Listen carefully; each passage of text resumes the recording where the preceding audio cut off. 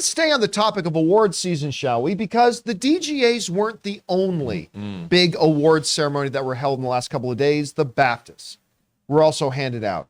And it couldn't have muddied the waters any more than it did. Because not just the big winner of the evening was not The Fabelmans, was not Everything Everywhere All at Once, was not Banshees of Inisherin, wasn't Tar or Top Gun or Avatar or any of the rest of them.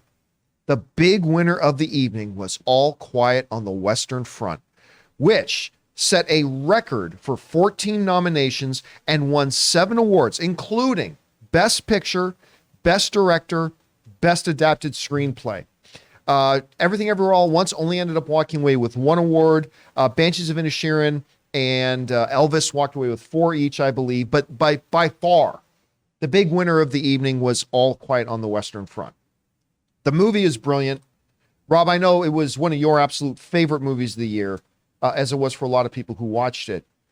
But I think this has to hit, despite the fact that it set a record for 14 nominations. I mean, again, everybody else is looking at Banshees of Inisherin, Everything Everywhere All at Once, and The Fabelmans. This kind of throws a wrench in. Now, again, I mentioned that most of the trades are now setting that Everything Everywhere All at Once is probably the front runner going to the Oscars. But then the BAFTAs come out and it does this, and it really mucks things up and causes a little bit more confusion to it. What do you think about the results of the BAFTAs last night? I think that they should not be an indicator for the Oscars, because European audiences, especially the subject matter, is far more resonant to Europeans than it is to us. Agreed. Here in America. And I think the film's extraordinary.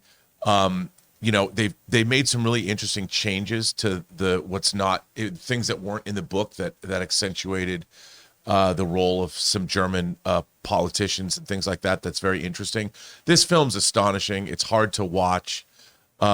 But again, it's just, you're never going to have this subject matter resonate with Academy voters the way it does with British voters, because World War I, the Great War, the war to end all wars, we weren't just, yes, we fought in World War I, but it was a European conflict they still talk about today. So, I mean, this is not something that it just doesn't resonate with us. But the BAFTAs also had, like, Barry Keoghan won for Banshees of Inisherin, Carrie Conrad won as well for both. They won their supporting actor categories. That was interesting, though. Yeah. I was like, that, and of course Kate Blanchett did win for Tar, which no surprise there. And Austin Butler won for Elvis, which that was interesting because, again, like in Europe, especially in the UK, pop music means more, I think, to more audiences than it does here, because even older audiences are very into pop music. In the UK, it's kind of a different audience. The fact that Elvis won was, I think, a big deal. That's an indicator. I think Austin Butler does move up, at least in the conversation, of the front runner for winning the Oscar here for that role. It's funny because I think most of the buzz has been still about Colin Farrell. I know. It's still been about Brendan Fraser. So it's interesting, but it's safe to say that you still consider going into the Oscars at All Quiet on the Western Front, despite the BAFTA win, is still a dark horse to take something big. No, it's going to win Best International Film. It's right. not, but not Best Picture. No. You say it's a dark horse for Best Picture. No, all right, it's not. Chris, you heard about this. Listen, everything Rob said about like the taste of the European and the British voters, absolutely true. Mm-hmm. Still surprised me 100%. That it did. Do you think this moves the needle at all? Like the big night for All Quiet on the Western Front moves the needle at all for what we can expect at the Oscars? I do. I think it does muddy the waters a little bit. And I think it speaks to how subjective film is, particularly this year. I mean, all over the awards, we've seen so much different stuff, right? And to Rob's point, it's really hard to not view things with Americentrism. Like, I see things as an American, right? So I have a very American nationalist kind of view of things, right? That is very, okay, I grew up and went to this school system. I understand our history. I understand their history to an extent, but not in the way that feels personal, right? When you watch a Civil War film here, when I grew up in the South, those monuments are still around. That history is still around. And it really, really resonates in a very, very different way. Whereas, these films about World War II and everything really hit close to home. You still have buildings that are, preserved, that were bombed and everything there. So it's a very, very present history for them too. But I do think that this goes to show that really anyone is up for anything.